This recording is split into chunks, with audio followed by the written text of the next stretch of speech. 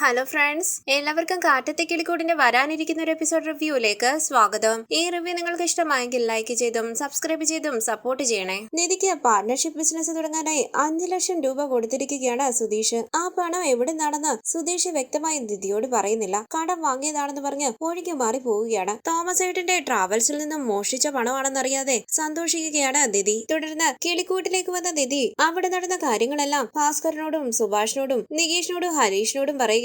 കുറച്ചിപ്പുറത്തായി സുധീഷ് നിൽപ്പുണ്ട്. ഞാൻ ഒട്ടും പ്രതീക്ഷിച്ചില്ല. 5 ലക്ഷം രൂപയുമായിട്ട് വന്ന് എന്റെ കയ്യിലേക്ക് വെച്ച് തന്നു. ഞാൻ ഷോക്കായിട്ട് നിന്നു. എന്താ ഏതാന്നൊന്നും മനസ്സിലായില്ല. ഇത് കേട്ട് സുഭാഷ് ചോദിക്കുന്നു, എടാ സുധീഷ്, നീ തന്നെയാണോടാ പണം കൊടുത്തേ? അപ്പൊ നിധി പറയുകയാണ്, അതെ സുഭാഷ് ഏട്ടാ, ഞാൻ ഒട്ടും പ്രതീക്ഷിച്ചില്ല. പെട്ടെന്ന് പണവുമായി വന്ന് നിൽക്കുന്നു. ശോഭനയുടെ ഹസ്ബൻഡ് നിധി ബിസിനസ്സിൽ പണം ഇൻവെസ്റ്റ് ചെയ്യാതെ ഹോസിൽ പാർട്ട്ണർ ആയെന്ന് പറഞ്ഞ് പരിഹസിച്ചതും പിന്നീട് സുധീഷ് അവിടേക്ക് വന്ന് നിധിയുടെ കയ്യിലേക്ക് പണം കൊടുത്തതും നിധി അത് ശോഭനയുടെ കയ്യിലേക്ക് കൊടുത്തതുമെല്ലാം പറയുകയാണ് നിധി. തുടർന്ന് സുധീഷ് പറയുന്നു, ഇപ്പൊ നിധിയും ആ ബിസിനസിന്റെ ഒരു പാർട്ട്ണർ ആയില്ലേ, ഇനി നിധിക്കും ബിസിനസിന്റെ ഓണർ ആണെന്ന് പറയാലോ. അപ്പൊ ഹരീഷ് പറയണ, സുധീഷ് ഏട്ടാ സൂപ്പർ. ഭാസ്കരൻ ടെൻഷനോട് കൂടി ആലോചിച്ചിരിക്കുന്നു. അപ്പൊ നിധി പറയണ, ഓസിൽ പാർട്ട്ണർ ആയെന്ന് അയാള് പറഞ്ഞ ഉടനെ സുധീഷിന് സഹിച്ചില്ല. ഉടനെ പോയി പണം റെഡിയാക്കി കൊണ്ടുവന്നു. അവരെല്ലാവരും ഞെട്ടിപ്പോയി. ഇത് കേട്ട് ഭാസ്കരൻ പറയുകയാണ്, അതൊക്കെ ശരി, നിന്നെ വിശ്വസിച്ച് ആരാടാ 5 ലക്ഷം രൂപ കടമായി തന്നത്? ഇത് കേട്ട് സുധീഷ് ടെൻഷനോട് കൂടി നിൽക്കുമ്പോൾ സുഭാഷ് പറയുകയാണ്, അതേടാ സുധീഷ്, ഞാനും ചോദിക്കണമെന്ന് വിചാരിച്ചതാ, നീ ആരുടെ കയ്യിന്നാ പണം വാങ്ങിയത്?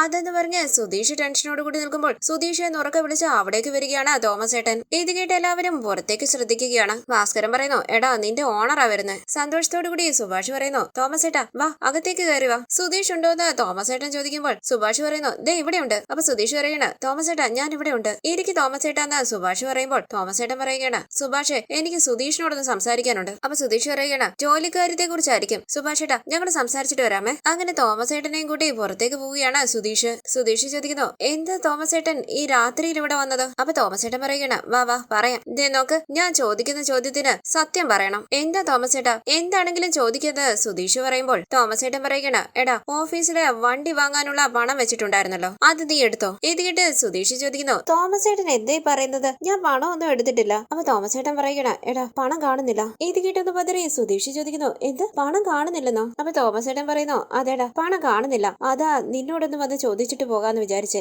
ഇത് കേട്ട് സുധീഷ് പറയണ, തോമസ് ഏട്ടാ നല്ല കഥയായിട്ടുണ്ട്. പണം കാണുന്നില്ലെന്ന് കണ്ടപ്പോൾ എന്നെയാണോ സംശയിച്ചേ? ഞാനല്ലാതെ നമ്മുടെ ഓഫീസിൽ വേറെ ആരും ജോലി ചെയ്യുന്നില്ലേ? നേരെ എന്റെ വീട്ടിലേക്ക് വന്നിരിക്കുന്നു. അപ്പൊ തോമസ് ഏട്ടൻ പറയുകണ, എടാ സുധീഷ്, ഞാൻ പണം എണ്ണി വെച്ചപ്പോൾ നീ മാത്രം എന്റെ കൂടെ ഉണ്ടായിരുന്നത്. നിനക്ക് മാത്രമേ ഞാൻ വെച്ച സ്ഥലം അറിയൂ. നീ ആ പണം എടുത്തിട്ടുണ്ടെങ്കിൽ ഇപ്പൊ തന്നെ പറയടാ. ഇത് കേട്ട് ചുറ്റും നോക്കി സുധീഷ് ചോദിക്കുന്നു, തോമസ് ഏട്ടൻ എന്തേ പറയുന്നേ? ഞാൻ പണം എടുത്തത് തോമസ് ഏട്ടൻ കണ്ടതുപോലെയാണല്ലോ സംസാരിക്കുന്നത്. ഞാൻ എത്ര വർഷമായി തോമസ് ഏട്ടന്റെ ട്രാവൽസിൽ ജോലി ചെയ്യുന്നു. ഞാൻ അനിയനെ പോലെയല്ലേ? ഞാൻ തോമസ് ഏട്ടന്റെ പണം എടുക്കൂ? അപ്പൊ തോമസ് ഏട്ടൻ പറയുകയാണ്, എടാ സുധീഷ്, നീ പണം വേണമെന്ന് എന്നോട് പറഞ്ഞു. ആ സമയത്ത് ഞാൻ പണം എണ്ണി ഡ്രോയറിലേക്ക് വെക്കുന്നത് നീ കാണുകയും ചെയ്തു. അതുകൊണ്ടാ നീ പണം എടുത്ത് കാണുമോന്നൊരു സംശയം. അപ്പൊ സുധീഷ് പറയുകയാണ്, തോമസ് ഏട്ടാ എത്രയോ തവണ തോമസ് ഏട്ടൻ പണം എണ്ണി വെക്കുമ്പോൾ ഞാൻ കൂടെ ഉണ്ടായിരുന്നു. അപ്പോഴൊക്കെ എങ്ങനെ സംഭവിച്ചായിരുന്നോ? ഞാൻ കണ്ടു എന്നുള്ള ഒരേ ഒരു കാരണം കൊണ്ട് എന്നെ കള്ളനാക്കരുത്. ഇത് കേട്ടൊന്ന് ആലോചിച്ച് തോമസ് ഏട്ടൻ ചോദിക്കുന്നു, അപ്പൊ നീ പണം എടുത്തിട്ടില്ലല്ലോ? അപ്പൊ സുധീഷ് പറയുകയാണ്, തോമസ് ഏട്ടാ ഞാൻ അത് തന്നെയല്ലേ പറഞ്ഞുകൊണ്ടിരിക്കുന്നത്. തോമസ് ഏട്ടൻ ചോദിക്കുന്നു, സുധീഷ് അപ്പോ പണം എവിടെ പോയതായിരിക്കും? എന്നോട് ചോദിച്ചാൽ ഞാൻ എങ്ങനെ അറിയാനാണെന്ന് സുധീഷ് പറയുമ്പോൾ തോമസ് ഏട്ടൻ പറയുകയാണ്, നീ പണം എടുത്തു കാണില്ലാന്ന് എന്റെ മനസ്സ് പറയുന്നുണ്ടായിരുന്നു. എന്നാലും നിന്നോടൊന്ന് ചോദിക്കാമെന്ന് കരുതി വന്നതാ. ഇനി ഞാൻ എന്താ ചെയ്യുക? എനിക്കൊന്നും അറിയില്ല എന്ന് പറഞ്ഞ് തോമസ് ഏട്ടൻ വളരെ വിഷമത്തോടു കൂടി നിൽക്കുമ്പോൾ സുധീഷും വിഷമത്തോടു കൂടി നിൽക്കുകയാണ്. തോമസ് ഏട്ടൻ പറയുന്നു, 1000-ഓ 2000-ഓ ആയിരുന്നെങ്കിൽ പോട്ടെന്ന് കരുതി വിട്ടുകളയാമായിരുന്നു. 5 ലക്ഷം രൂപയാ സുധീഷേ. ആ കാശ് ഉണ്ടാക്കാൻ വേണ്ടി ഞാൻ എന്തോരം കഷ്ടപ്പെട്ടിട്ടുണ്ടെന്ന് നിനക്കറിയാലോ. എന്ത് ചെയ്യണമെന്ന് എനിക്ക് അറിയില്ലല്ലോടാ സുധീഷ്. ഇത് കേട്ട് സുധീഷ് കണ്ണു നിറങ്ങി നിൽക്കുമ്പോൾ വളരെ വിഷമത്തോടു കൂടി തോമസ് ഏട്ടൻ പറയുകയാണ്, സോറിയടാ സുധീഷ്, നിങ്ങള് കുടുംബമായിട്ട് എന്തോ സംസാരിച്ചുകൊണ്ട് നിൽക്കുകയല്ലായിരുന്നു. നിങ്ങളുടെ സന്തോഷത്തിന്റെ ഇടയിൽ വന്ന് എന്റെ പ്രശ്നങ്ങളൊക്കെ ഞാൻ നിന്നോട് പറയാൻ പാടില്ലായിരുന്നു. ശരിയടാ. അങ്ങനെ സുധീഷിന്റെ തോളിൽ തട്ടി കണ്ണു നിറങ്ങി അവിടെ നിന്ന് പോകുന്ന തോമസ് ഏട്ടൻ പറയുകയാണ്, ആ പണം എവിടെ പോയെന്ന് അറിയില്ലല്ലോ. പാവ സുധീഷ്, ഞാൻ അവനെ തെറ്റിദ്ധരിച്ചു. അങ്ങനെ തോമസ് ഏട്ടൻ കണ്ണീര് തുടച്ച് അവിടെ നിന്ന് പോകുമ്പോൾ വളരെ വിഷമത്തോടു കൂടി ഒന്ന് ആലോചിച്ച് സുധീഷ് ഒരു ഫ്രണ്ടിന്റെ ഫോണിലേക്ക് വിളിക്കുകയാണ്. എടാ എനിക്ക് അർജന്റായിട്ട് കുറച്ച് പണം വേണം. എത്ര വേണമെന്ന് ഫ്രണ്ട് ചോദിക്കുമ്പോൾ സുധീഷ് പറയുകയാണ്, ഒരു 5 ലക്ഷം രൂപ വേണോടാ. ഫ്രണ്ട് ചോദിക്കുന്നു, 5 ലക്ഷോ? പെട്ടെന്ന് ഫോൺ വിളിച്ച് 5 ലക്ഷം രൂപ വേണമെന്ന് പറഞ്ഞാൽ ഞാൻ എവിടുന്ന് കൊണ്ടുവരാനാ? നമ്മളെ വിശ്വസിച്ച് ആര് പണം തരും? പണം കിട്ടാൻ ഒരു സാധ്യതയില്ലടാ. ശരിയടാ എന്ന് പറഞ്ഞ ഫോൺ കട്ട് ചെയ്ത് സുധീഷ് മറ്റൊരു ഫ്രണ്ടിനെ വിളിക്കുകയാണ്. ഫോൺ അറ്റൻഡ് ചെയ്ത ആ ഫ്രണ്ടിനോട് സുധീഷ് പറയുന്നു, എടാ അളിയ എമർജൻസിയാ, 5 ലക്ഷം രൂപ ഉണ്ടെങ്കിൽ തരുമോ? ഫ്രണ്ട് ചോദിക്കുന്നു, 5 ലക്ഷോ? പെട്ടെന്ന് നീ ഇങ്ങനെ 5 ലക്ഷം രൂപയൊക്കെ ചോദിച്ചാൽ ഞാൻ എവിടുന്നാ തരുക? കട പണം ചോദിച്ചാൽ പോലും ആരും തരില്ല. അങ്ങനെ അറിയാവുന്നവരുടെ അരികിലെല്ലാം പണം ചോദിക്കുകയാണ് സുധീഷ്. സുധീഷ് ഒരു ഫ്രണ്ടിനോട് പറയുന്നു, ഞാൻ ഒരാളുടെ കയ്യിൽ നിന്നും 5 ലക്ഷം രൂപ വാങ്ങിച്ചതാ. ഇപ്പൊ അയാൾക്ക് അത്യാവശ്യമായിട്ട് ആ പണം വേണം, അല്ലെങ്കിൽ അയാളുടെ ജീവിതം തന്നെ പ്രശ്നത്തിലാകും. കുറച്ച് പണമെങ്കിലും സംഘടിപ്പിക്കാൻ പറ്റുമെങ്കിൽ സംഘടിപ്പിക്കുക, ബാക്കി പണം ഞാൻ എങ്ങനെയെങ്കിലും അഡ്ജസ്റ്റ് ചെയ്തോളാം. എന്നെ വിശ്വസിച്ച ആരും പണം തരില്ല, നീ ഫോൺ വെക്കെന്ന് പറഞ്ഞ് ഫ്രണ്ട് ഫോൺ കട്ട് ചെയ്യുകയാണ്. തുടർന്ന് വളരെ വിഷമത്തോടുകൂടി എന്ത് ചെയ്യണമെന്ന് അറിയാതെ നിൽക്കുകയാണ് സുധീഷ്. രാവിലെ സുധീഷ് ജോലിക്കായി ട്രാവൽസിലേക്ക് വരുമ്പോൾ തോമസ് ഏട്ടൻ ടെൻഷനോടുകൂടി ആലോചിച്ച് അങ്ങോട്ടും ഇങ്ങോട്ടും നടക്കുകയാണ്. സ്റ്റാഫുകളും അവിടെ നിൽപ്പുണ്ട്. തോമസ് ഏട്ടന്റെ അരികിലേക്ക് വന്ന സുധീഷ് ചോദിക്കുന്നു, തോമസ് ഏട്ടാ എന്താ അത് രാവിലെ വരണമെന്ന് പറഞ്ഞത്, എന്തെങ്കിലും അർജന്റ് ഉണ്ടോ? ദേഷ്യത്തോടുകൂടി തോമസ് ഏട്ടൻ ചോദിക്കുന്നു, നീ വന്നോ? 1 മിനിറ്റ്. എന്താ തോമസ് ഏട്ടാന്ന് സുധീഷ് ചോദിക്കുമ്പോൾ ഫോണിൽ CCTV ദൃശ്യങ്ങൾ കാണിക്കുകയാണ് തോമസ് ഏട്ടൻ. ഓഫീസിൽ ആരും ഇല്ലാതിരുന്ന സമയത്ത് തോമസ് ഏട്ടന്റെ ടേബിളിന്റെ ഡ്രോയറിൽ നിന്നും സുധീഷ് 5 ലക്ഷം രൂപ എടുക്കുന്ന വീഡിയോ. ഞെട്ടി ഭയത്തോടുകൂടി അവിടെ ഇരിക്കുന്ന CCTV ക്യാമറയിലേക്ക് നോക്കുകയാണ് സുധീഷ്. കണ്ണു തിറങ്ങിയ തോമസ് ഏട്ടന്റെ കയ്യിൽ പിടിച്ചുകൊണ്ട് സുധീഷ് പറയുന്നു, തോമസ് ഏട്ടാ സോറി. കൈ തട്ടി മാറ്റി തോമസ് ഏട്ടൻ ചോദിക്കുന്നു, എന്ത് സോറി? ജോലി ചെയ്യുന്ന സ്ഥലത്തു നിന്ന് മോഷ്ടിക്കുന്നു, നാണോ ഇല്ലടാ നിനക്ക്? പണം എടുത്തുവന്ന് നിന്റെ വീട്ടിൽ വന്ന് ചോദിച്ചതല്ലേ ഞാൻ. പുതിയ വണ്ടി വാങ്ങാനുള്ള അഡ്വാൻസ് പണമാണെന്ന് പറഞ്ഞിട്ടല്ലേ ഞാൻ ആ പണം അവിടെ വെച്ചേ. അത് കേട്ട് തലയാട്ടിട്ട് ഇങ്ങനെ പണം മോഷ്ടിച്ചല്ലോടാ നീ. നമ്മുടെ സുധീഷ് അല്ലേ എന്ന് കരുതി ഞാൻ ഡ്രോയർ പൂട്ടാനാണ് പോയത്. എന്റെ അടുത്ത് നീ നിന്റെ തനി സ്വഭാവം കാണിച്ചു അല്ലേ? കണ്ടു തിറങ്ങിയ സുധീഷ് പറയുന്നു, തോമസ് ഏട്ടാ ഞാൻ വേണോന്ന് കരുതി ചെയ്തതല്ല, എന്നോട് ക്ഷമിക്കണം. അപ്പൊ തോമസ് ഏട്ടൻ ചോദിക്കണം, എടാ നീ തന്നെ പറ, ഞാൻ എന്തെങ്കിലും ഇവിടുത്തെ ഒരു ജോലിക്കാരനായി നിന്നെ കണ്ടിട്ടുണ്ടോ? എന്റെ സ്വന്തം അന്യനെ പോലെയല്ലേ ഞാൻ നിന്നെ കണ്ടിട്ടുള്ളൂ. എന്നെ ചതിച്ചില്ലടാ നീ. നിന്റെ വീട്ടിലേക്ക് വന്ന് ഞാൻ ചോദിച്ചതല്ലേ, അപ്പോഴെങ്കിലും നിനക്ക് സത്യം പറഞ്ഞുകൂടായിരുന്നോ? പണം കാണുന്നില്ല എന്ന് പറഞ്ഞ് ഞാൻ എവിടെയെല്ലാം അന്വേഷിച്ചു. ഞാൻ ഭ്രാന്ത് പിടിച്ചതുപോലെ പണം അന്വേഷിച്ച് നടക്കുകയല്ലായിരുന്നോ? നീ എന്നോട് കാണിച്ചത് വിശ്വാസവഞ്ചനയല്ലേ? കൈകൂപ്പി സുധീഷ് പറയുന്നു, സോറി തോമസ് ഏട്ടാ, ഞാൻ വേണോന്ന് കരുതി ചെയ്തതല്ല, എന്നോട് ക്ഷമിക്കണം. തോമസ് ഏട്ടൻ ചോദിക്കുന്നു, എന്താടാ ഇനി ഞാൻ നിന്നോട് ക്ഷമിക്കണോ? 5 ലക്ഷം രൂപ മോഷ്ടിച്ച നിന്നോട് ഞാൻ ക്ഷമിക്കണോ? എടാ പണം എവിടെടാ? നോക്ക്, ഈ നിമിഷം എനിക്ക് എന്റെ പണം കിട്ടണം. പണം എവിടെടാ? അപ്പൊ സുധീഷ് പറയുകയാണ്, തോമസ് ഏട്ടാ എനിക്ക് കുറച്ച് സമയം താ, ഞാൻ എങ്ങനെയെങ്കിലും പണം തരാം. അപ്പൊ തോമസ് ഏട്ടൻ ചോദിക്കണം, എടാ വെയിറ്റ് ചെയ്യാൻ ഞാൻ നിനക്ക് കടം തന്നതൊന്നും അല്ലല്ലോ. നോക്ക്, മര്യാദക്കാണ് ഞാൻ പറഞ്ഞത്. എന്റെ 5 ലക്ഷം രൂപ ഈ നിമിഷം എനിക്ക് കിട്ടണം. അപ്പൊ സുധീഷ് പറയണ, തോമസ് ഏട്ടാ കുറച്ച് സമയം താ, ആ പണം ഞാൻ എങ്ങനെയെങ്കിലും അറേഞ്ച് ചെയ്ത് തരാം. ഇത് കിട്ട് തോമസ് ഏട്ടൻ ചോദിക്കുന്നു, എന്താ അറേഞ്ച് ചെയ്ത് തരാമെന്നോ? നിന്നോടൊന്നും പറഞ്ഞാ മനസ്സിലാകില്ല, നിന്നെ ഞാൻ കാണിച്ചു തരാന്ന് പറഞ്ഞ് തോമസ് ഏട്ടൻ അവിടെ നിന്ന് പോകുമ്പോൾ കരഞ്ഞോണ്ട് തോമസ് ഏട്ടാ ഞാൻ പറയുന്നതൊന്ന് കേൾക്കെന്ന് പറഞ്ഞ് തോമസ് ഏട്ടന്റെ കയ്യിൽ കയറി പിടിക്കുകയാണ് സുധീഷ്. കൈ തട്ടി മാറ്റി പുറത്തേക്ക് പോവുകയാണ് തോമസ് ഏട്ടൻ. തോമസ് ഏട്ടൻ ഫോണിൽ സംസാരിക്കുന്നത് കണ്ട് ഭയത്തോടു കൂടി നിൽക്കുകയാണ് സുധീഷ്. തുടർന്ന് തോമസ് ഏട്ടൻ അവിടേക്ക് വരുമ്പോൾ സുധീഷ് പറയുകയാണ്, പ്ലീസ് തോമസ് ഏട്ടാ ഞാൻ ആ പണം തിരിച്ചു തരാം, എനിക്ക് കുറച്ച് സമയം താ. അപ്പൊ തോമസ് ഏട്ടൻ പറയുകയാണ്, സ്വന്തം അനിയനായിട്ടല്ലടാ ഞാൻ നിന്നെ കണ്ടത്, എന്നെ നീ ദ്രോഹിച്ചില്ലടാ. കരങ്ങാണ്ട് സുധീഷ് പറയുന്നു, തോമസ് ഏട്ടാ ഞാൻ വേണമെന്ന് കരുതി ചെയ്തതല്ല, എന്റെ സാഹചര്യം അങ്ങനെയായി പോയി, എന്നെ ഒന്ന് മനസ്സിലാക്ക്. ഈ സമയം അവിടേക്ക് വരികയാണ് പോലീസുകാർ. ഇവിടുന്ന് ആരാ വിളിച്ചതെന്ന് പോലീസ് ഓഫീസർ ചോദിക്കുമ്പോൾ തോമസ് ഏട്ടൻ പറയുന്നു, ഞാനാ സർ, ഞാനാ വിളിച്ചത്. പോലീസ് ഓഫീസർ ചോദിക്കുന്നു, നിങ്ങൾ ആരാ? അപ്പൊ തോമസ് ഏട്ടൻ പറയുകയാണ്, സർ ഞാൻ ഈ ട്രാവൽസിന്റെ ഓണറാണ്. ചുറ്റും നോക്കി പോലീസ് ഓഫീസർ ചോദിക്കുന്നു, ഇവിടെ എന്താ നടന്നത്, ഡീറ്റെയിൽ ആയി പറ. തോമസ് ഏട്ടൻ വേണ്ടാന്ന് പറഞ്ഞ് സുധീഷ് കരഞ്ഞുകൊണ്ട് കയ്യിലേക്ക് പിടിക്കുമ്പോൾ വിടടാന്ന് പറഞ്ഞ കൈ തട്ടി മാറ്റുകയാണ് തോമസ് ഏട്ടൻ. സർ ഇവൻ എന്റെ കൂടെ ജോലി ചെയ്യുന്ന പയ്യനാ. ഇന്നലെ ഇതേ സ്ഥലത്ത് ഇവന്റെ കൺമുന്നിൽ വെച്ച് 5 ലക്ഷം രൂപ എണ്ണി ഡ്രോയറിൽ വെച്ചു. വണ്ടി വാങ്ങാനുള്ള അഡ്വാൻസ് ആണെന്ന് പറഞ്ഞിട്ടാ വെച്ചത്. ഞാൻ അങ്ങോട്ട് പോയ ഉടനെ ആ പണം മുഴുവൻ ഇവൻ എടുത്തോണ്ട് പോയി സർ. തോമസ് ഏട്ടാന്ന് കരഞ്ഞോണ്ട് സുധീഷ് വിളിക്കുമ്പോൾ വിരൽ ചൂണ്ടി തോമസ് ഏട്ടൻ പറയുന്നു, മിണ്ടരുത്, ഇവനാ മോഷ്ടിച്ചെന്ന് എനിക്ക് ഉറപ്പാണ് സർ, എന്റെ കയ്യിൽ വീഡിയോ ഉണ്ട്. അങ്ങനെ തോമസ് ഏട്ടൻ ഫോണിൽ ആ വീഡിയോ കാണിക്കുകയാണ്. സർ ഇവനെ എനിക്ക് സംശയം ഉണ്ടായിരുന്നതുകൊണ്ട് ഞാൻ ഇവന്റെ വീട്ടിൽ പോയി ചോദിച്ചു. പണം എടുത്തിട്ടില്ലെന്ന്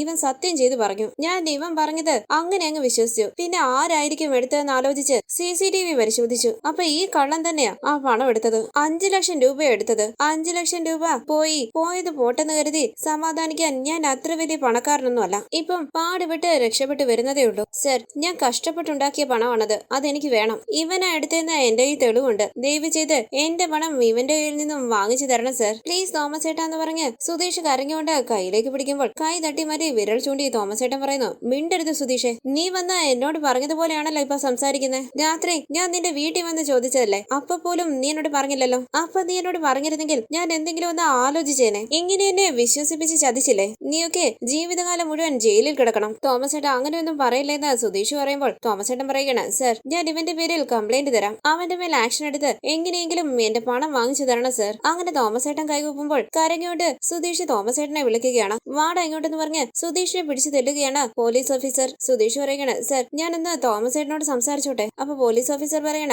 അയാൾ പറയാനുള്ളതെല്ലാം പറഞ്ഞില്ലേ, ഇനി നിനക്ക് എന്താണ് സംസാരിക്കാനുള്ളത്? എടോ ജീപ്പി കയറ്റ്. കരഞ്ഞോണ്ട് സുധീഷ് പറയുന്നു, സർ ഒരു മിനിറ്റ് തോമസ് ഏട്ടാ വേണ്ടെന്ന് പറ. ഞാൻ എങ്ങനെയെങ്കിലും തോമസ് ഏട്ടന്റെ പണം തിരിച്ചു തരാം. പ്ലീസ് ഞാൻ പറയുന്നതൊന്ന് കേൾക്ക്. ഇത് കേട്ട് തോമസ് ഏട്ടൻ പറയുകയാണ്, കേൾക്കാടാ, നീ പറയുന്നതെല്ലാം ഞാൻ കേൾക്കാം. പോലീസ് അവരുടെ സ്റ്റൈലിൽ ചോദിക്കും. അപ്പൊ നീ പറയും പണം എവിടെ പോയെന്ന്. എടാ കഷ്ടപ്പെട്ടുണ്ടാക്കിയ പണമാടാ, പോട്ടെന്ന് കരുതി കളയാൻ പറ്റില്ല. സർ ഇവനെ കൊണ്ടുപോയി എങ്ങനെയെങ്കിലും എനിക്ക് പണം മേടിച്ച. പോലീസ് ഓഫീസർ പറയുന്നു, ഇവനെ ജീപ്പിൽ കയറ്റ്. കോൺസ്റ്റബിൾ സർ സുധീഷിനെ പിടിച്ചു പറിച്ച് ജീപ്പിന്റെ അരികിലേക്ക് കൊണ്ടുപോകുമ്പോൾ തോമസ് ഏട്ടൻ സ്റ്റാഫുകളോട് പറയുന്നു, നിങ്ങൾ നിങ്ങളുടെ ജോലി നോക്ക്. പോലീസുകാരുടെ മുന്നിൽ കരഞ്ഞ് അപേക്ഷിക്കുകയാണ് സുധീഷ്. ദേഷ്യത്തോടുകൂടി പോലീസുകാർ സുധീഷിനെ ജീപ്പിൽ കയറ്റി അവിടെ നിന്ന് കൊണ്ടുപോവുകയാണ്. തുടർന്ന് ചായയുമായി സുഭാഷ് നിധിയുടെ അരികിലേക്ക് വരുമ്പോൾ ചായ വാങ്ങിച്ച് നിധി ചോദിക്കുന്നു, സുഭാഷ് ഏട്ടാ സുധീഷ് എവിടെ? അപ്പൊ സുഭാഷ് പറയുകയാണ്, അവൻ രാവിലെ എന്തോ ജോലി ഉണ്ടെന്ന് പറഞ്ഞു പോയി. അങ്ങനെയാണോ എന്ന് ചോദിച്ച് നിധി അവിടേക്കിരുന്ന് ചായ കുടിക്കുമ്പോൾ സുഭാഷ് ആലോചിച്ച് ചിരിക്കുകയാണ്. നിധി ചോദിക്കുന്നു, എന്താ സുഭാഷ് ഏട്ടാ ചിരിക്കുന്നേ? അപ്പൊ സുഭാഷ് പറയുന്നു, മോളെ നിധി, ഇപ്പൊ സുധീഷിന് നല്ല ഉത്തരവാദിത്വം ഉണ്ട്. അവൻ നേരത്തെ ഇങ്ങനെയൊന്നും അല്ലായിരുന്നു. അപ്പൊ നിധി പറയുകയാണ്, അതെ സുഭാഷ് ഏട്ടാ, എനിക്ക് വേണ്ടി 5 ലക്ഷം രൂപ അറേഞ്ച് ചെയ്തു തരുമെന്ന് ഞാൻ വിചാരിച്ചതേയില്ല. വേണ്ടെന്ന് പറഞ്ഞിട്ടും കേട്ടില്ല. അപ്പൊ സുഭാഷ് പറയുന്നു, അവൻ ശരിയായിട്ടാ മോളെ ചെയ്തേ. ഇപ്പോഴാ അവന് ഒരു ഉത്തരവാദിത്വം ഒക്കെ വന്നത്. മോള് വേണമെങ്കിൽ നോക്കിക്കോ, അവൻ എത്രയും പെട്ടെന്ന് ഒരു നല്ല നിലയിലാകും. ചായ കുടിക്കും മോളെ. ഈ സമയം സുഭാഷിന്റെ ഫോണിലേക്ക് ഒരു കോള് വരികയാണ്. ആരാ സുഭാഷ് ഏട്ടാന്ന് നിധി ചോദിക്കുമ്പോൾ സുഭാഷ് പറയണ, അറിയില്ല മോളെ, പുതിയ നമ്പറാ. അങ്ങനെ സുഭാഷ് ഫോൺ അറ്റൻഡ് ചെയ്യുമ്പോൾ തോമസ് ഏട്ടൻ സുഭാഷ് എന്ന് വിളിക്കുകയാണ്. സുഭാഷ് ചോദിക്കുന്നു, ആരാ വിളിക്കുന്നേ? തോമസ് ഏട്ടൻ ചോദിക്കുന്നു, ആരാന്നോ? നീ സുധീഷിന്റെ ചേട്ടനല്ലേ? അപ്പൊ സുഭാഷ് പറയണ, അതെ ഞാൻ സുധീഷിന്റെ ചേട്ടനാ. ഇത് കേട്ട് തോമസ് ഏട്ടൻ ചോദിക്കണ, പിന്നെ നീ എന്താ എന്നോട് ആരാന്ന് ചോദിക്കുന്നേ? അപ്പൊ സുഭാഷ് പറയണ, നിങ്ങളുടെ ശബ്ദം എവിടോ കേട്ടതുപോലെ ഉണ്ട്, പക്ഷേ ആരാണെന്ന് മനസ്സിലായില്ല. ഞാൻ സുധീഷിന്റെ ഓണറാ സംസാരിക്കുന്നതെന്ന് തോമസ് ഏട്ടൻ പറയുമ്പോൾ സുഭാഷ് ചോദിക്കുന്നു, തോമസ് ഏട്ടനായിരുന്നോ? സോറി, നമ്പർ എന്റെ കയ്യിൽ ഇല്ലായിരുന്നു. സുഖമായിട്ടിരിക്കുന്നോ? ഇത് കേട്ട് തോമസ് ഏട്ടൻ പറയുകയാണ്, ദേ നോക്ക്, നിന്റെ അനിയനെ ഞാൻ ജോലിക്ക് എടുക്കുന്നത് വരെ സുഖമായിട്ടാ ജീവിച്ചത്. എന്ന് നിന്റെ അനിയനെ ഞാൻ ജോലിക്ക് എടുത്തു അന്ന് തുടങ്ങി എന്റെ കഷ്ടകാലം. എന്റെ തോമസ് ഏട്ടൻ ഇങ്ങനെയൊക്കെ പറയുന്നതെന്ന് സുഭാഷ് ചോദിക്കുമ്പോൾ തോമസ് ഏട്ടൻ ചോദിക്കണ, പിന്നെ ഞാൻ എന്താടാ പറയണ്ടേ? നീ തന്നെ പറ. അവന് ഞാൻ എന്തെല്ലാം സഹായങ്ങൾ ചെയ്തു കൊടുത്തു, അതിനെല്ലാം കൂടി ചേർത്ത് അവൻ എനിക്ക് പ്രതിഫലം തന്നു. അവനെ വിശ്വസിച്ച് ഡ്രൈവറായിട്ട് തക്കലയിലേക്ക് പറഞ്ഞു വിട്ടപ്പോൾ ആ വീട്ടിലെ പെണ്ണിനെ അടിച്ചുകൊണ്ട് വന്നു. ആ പെണ്ണിന്റെ അച്ഛൻ എന്റെ ഓഫീസ് അടിച്ചു പൊളിക്കുമെന്ന് പറഞ്ഞ് എന്നെ വിരട്ടി. ഇത്രയൊക്കെ നടന്നിട്ടും ഞാൻ അവനോട് ക്ഷമിച്ച് ജോലി കൊടുത്തതാ. നീ തന്നെ പറ, വേറെ ആരെങ്കിലും ആയിരുന്നെങ്കിൽ ഇത് ചെയ്യുമായിരുന്നോ? ചെറിയ പയ്യനല്ലേ എന്ന് കരുതി ക്ഷമിച്ചു വിട്ടപ്പോൾ അവൻ ചെയ്ത പണി കണ്ടില്ലേ? അങ്ങനെ നടന്ന കാര്യങ്ങളെല്ലാം തോമസ് ഏട്ടൻ സുഭാഷിനോട് പറയുകയാണ്. നിധി ടെൻഷനോടുകൂടി സുഭാഷിനെ ശ്രദ്ധിക്കുന്നു. അരികിലേക്ക് വന്ന നിധി ചോദിക്കുന്നു, സുഭാഷ് ഏട്ടൻ എന്താ? സ്പീക്കറിലിട്. സുഭാഷ് ഫോൺ സ്പീക്കറിലിടുകയാണ്. തോമസ് ഏട്ടൻ പറയുന്നു, ട്രാവൽസില് പുതിയതായിട്ടൊരു വണ്ടി വാങ്ങാനായി 5 ലക്ഷം രൂപ ഞാൻ എണ്ണി ഡ്രോയറിൽ വെച്ചു. ആ പണം മോഷ്ടിച്ചോണ്ട് പോയി അവൻ. ഇത് കേട്ടിഞ്ഞിട്ടി നിധി ഓർക്കുകയാണ്. 5 ലക്ഷം രൂപയുമായി സുധീഷ് പുതിയ കമ്പനിയിലേക്ക് വന്നതും പണം കൊടുത്തതുമെല്ലാം. തുടർന്ന് തോമസ് ഏട്ടൻ പറയുകയാണ്, നീ എന്തിനാ പണം എടുത്തതെന്ന് ചോദിച്ചപ്പോൾ അവന്റെ ഭാര്യയ്ക്ക് പുതിയൊരു ബിസിനസ് തുടങ്ങാൻ പണം വേണം, അതിനുവേണ്ടി എടുത്തതാണെന്ന്. അവന്റെ ഭാര്യയ്ക്ക് ബിസിനസ് തുടങ്ങാൻ പണം വേണമെങ്കിൽ അവൻ സമ്പാദിച്ചു കൊടുക്കണം. എന്റെ പണം മോഷ്ടിച്ചാണോ കൊടുക്കേണ്ടത്? ടെൻഷനോടുകൂടി സുഭാഷ് പറയുകയാണ്, തോമസ് ഏട്ടാ എവിടെയോ എന്തോ തെറ്റ് സംഭവിച്ചിട്ടുണ്ട്. എന്റെ അനിയൻ അങ്ങനത്തെ ഒരാളല്ല. ഇത് കേട്ട് തോമസ് ഏട്ടൻ പറയുകയാണ്, പണം കാണാനില്ല എന്നറിഞ്ഞപ്പോൾ നീ പറഞ്ഞത് തന്നെയാ ഞാനും വിചാരിച്ചത്. ഞാൻ പണം വെക്കുന്നത് നിന്റെ അനുജൻ സുധീഷ് മാത്രമേ കണ്ടിട്ടുള്ളൂ. ഓഫീസിൽ വെച്ചിരിക്കുന്ന CCTV ദൃശ്യങ്ങൾ നോക്കിയപ്പോഴാ അവൻ പണം എടുക്കുന്നത് കണ്ടത്. ഒരു വിശ്വാസത്തിന്റെ പേരില് ഞാൻ അവിടേക്ക് വന്ന് അവനോട് ചോദിച്ചത്. അപ്പൊ അവൻ പണം എടുത്തിട്ടില്ല എന്ന് പറഞ്ഞു. അപ്പോഴും ഞാൻ അവനെ വിശ്വസിച്ചു. വേറെ ആരാ ഈ പണി ചെയ്തെന്നറിയാൻ വേണ്ടി ഞാൻ CCTV ദൃശ്യങ്ങൾ പരിശോധിച്ചപ്പോഴാ അവൻ പണം എടുക്കുന്നത് കണ്ടത്. നിന്റെ അനിയൻ തന്നെയാ മോഷ്ടിച്ചത്. ആ പണം പുതിയ വണ്ടി വാങ്ങാനുള്ളതാണെന്ന് പറഞ്ഞിട്ടാ ഞാൻ അവിടേക്ക് വെച്ചത്. ഞാൻ അവിടുന്ന് മാറിയ ഉടനെ അവൻ പണം എടുത്തു. അവന് വേണ്ടി നല്ലത് മാത്രം ചെയ്യുന്ന എനിക്ക് അവൻ ദ്രോഹമാ ചെയ്തത്. എനിക്ക് വന്ന ദേഷ്യത്തിന് അവനെ പോലീസിൽ ഏൽപ്പിക്കേണ്ടതാ. അവനൊക്കെ ജയിലിൽ കിടക്കേണ്ടതാ. സുഭാഷ് ചോദിക്കുന്നു, തോമസ് ഏട്ടൻ എന്തിനാ പോലീസിന്റെ കാര്യമൊക്കെ പറയുന്നത്? പോലീസ് ഒന്നും വേണ്ട. തോമസ് ഏട്ടൻ ചോദിക്കുന്നു, പോലീസ് വേണ്ടാന്നോ? എന്റെ പണം 5 ലക്ഷം രൂപയാ മോഷ്ടിച്ചത്. അവനെ പോലീസിൽ ഏൽപ്പിക്കാതെ വിളിച്ചു വരുത്തി സംസാരിക്കുമെന്ന് വിചാരിച്ചോ? ഇപ്പൊ അവനെ പോലീസുകാർ കൊണ്ടുപോയതേ ഉള്ളൂ. ഇത് കിട്ടിഞ്ഞിട്ടി സുഭാഷും നിധിയും മുഖത്തോട് മുഖം നോക്കുമ്പോൾ തോമസ് ഏട്ടൻ പറയുകയാണ്, നീ എന്ത് ചെയ്യും എങ്ങനെ ചെയ്യുന്നോ എനിക്കറിയില്ല. എനിക്ക് എന്റെ 5 ലക്ഷം രൂപ കിട്ടിയേ പറ്റൂ. സുഭാഷ് ചോദിക്കുന്നു, തോമസ് ഏട്ടൻ എന്തിനാ പോലീസിൽ അറിയിച്ചത്? നമുക്ക് സംസാരിക്കാമായിരുന്നല്ലോ. ഇത് കേട്ട് തോമസ് ഏട്ടൻ ചോദിക്കുന്നു, സംസാരിച്ച് പ്രശ്നം തീർക്കാൻ നിന്റെ അനുജൻ ആദ്യമായിട്ടല്ലോ തെറ്റ് ചെയ്യുന്നത്. അവനോട് ഞാൻ പലതവണ ക്ഷമിച്ചു. കുറച്ചുനാൾ മുമ്പ് ഹരീഷ് പുതിയ കട തുടങ്ങാൻ പോവുകയാണെന്ന് എന്നോട് പറഞ്ഞു. അതിന് പണം ചോദിച്ചപ്പോൾ 60,000 രൂപയാണ് ഞാൻ എണ്ണി കൊടുത്തത്. സ്വന്തം അനിയനായി കണ്ട് ഞാൻ അവനെ എല്ലാം ചെയ്തു കൊടുത്തില്ലേ? എന്നെ അവൻ ചതിച്ചത്. അവനെ ഞാൻ വെറുതെ വിടില്ല. എനിക്ക് എന്റെ പണം വേണം. അപ്പൊ സുഭാഷ് പറയുകയാണ്, തോമസ് ഏട്ടന് പണം തിരിച്ചു കിട്ടും, ഞങ്ങൾ തരാം. ഞാൻ അവിടെ വന്ന് സംസാരിക്കാം. ഇവിടെ വന്ന് നീ എന്ത് സംസാരിക്കാനാ? എന്താണെങ്കിലും നീ പോലീസ് സ്റ്റേഷനിൽ പോയി സംസാരിക്കുന്ന പറഞ്ഞ് തോമസ് ഏട്ടൻ ഫോൺ കട്ട് ചെയ്യാനായി തുടങ്ങുമ്പോൾ സുഭാഷ് വിഷമത്തോടുകൂടി തോമസ് ഏട്ടാന്ന് വിളിക്കുകയാണ്. അപ്പൊ തോമസ് ഏട്ടൻ പറയുകയാണ്, എന്തെങ്കിലും സംസാരിക്കാനുണ്ടെങ്കിൽ പോലീസ് സ്റ്റേഷനിൽ പോയി സംസാരിക്കും. ഇനി എന്റെ മുഖത്ത് നോക്കണമെങ്കിൽ എന്റെ പണം മുഴുവൻ റെഡിയാക്കിയിട്ട് വാ. പണവുമായി ഇങ്ങോട്ട് വന്നില്ലെങ്കിൽ ജീവിതകാലം അത്രയും നിന്റെ അനുജൻ ജയിലിൽ കിടക്കും. അങ്ങനെ തോമസ് ഏട്ടൻ ഫോൺ കട്ട് ചെയ്യുമ്പോൾ സുഭാഷ് പറയുകയാണ് നിധി അയാളുടെ ഫോൺ വെച്ചു. അപ്പൊ നിധി പറയുകയാണ് സുധീഷ് എന്താ ഇങ്ങനെയായി പോയത്? പണം എങ്ങനെയാ കിട്ടിയെന്ന് ഞാൻ അപ്പോഴേ ചോദിച്ചതാ. കടം വാങ്ങിയതാണെന്ന് എന്നോട് പറഞ്ഞു. ഞാനും അത് വിശ്വസിച്ചു പോയി. അപ്പൊ സുഭാഷ് പറയുകയാണ് ഉത്തരവാദിത്തം ഉള്ളവരാണെന്ന് പറഞ്ഞിട്ട് 5 മിനിറ്റ് പോലും ആയില്ല. ഇവൻ എന്തിനാണോ ഇങ്ങനെയൊക്കെ ചെയ്യുന്നത്? നിധി ചോദിക്കാണ് പണം മോഷ്ടിച്ചുകൊണ്ട് വന്ന് തരാൻ ഞാൻ സുധീഷിനോട് പറഞ്ഞു. അപ്പൊ സുഭാഷ് പറയുകയാണ് എന്താ ചെയ്യുക? എനിക്ക് എന്ത് ചെയ്യണമെന്ന് അറിയില്ല. മോള് ടെൻഷൻ ആവണ്ട, നമുക്ക് പോലീസ് സ്റ്റേഷനിൽ പോയി അവനെ കാണാം. അങ്ങനെ സുഭാഷും നിധിയും പോലീസ് സ്റ്റേഷനിലേക്ക് പോവുകയാണ്. ഈ സീരിയലിന്റെ കൂടുതൽ വീഡിയോസിനായി ചാനൽ സബ്സ്ക്രൈബ് ചെയ്ത് സപ്പോർട്ട് ചെയ്യണേ. താങ്ക്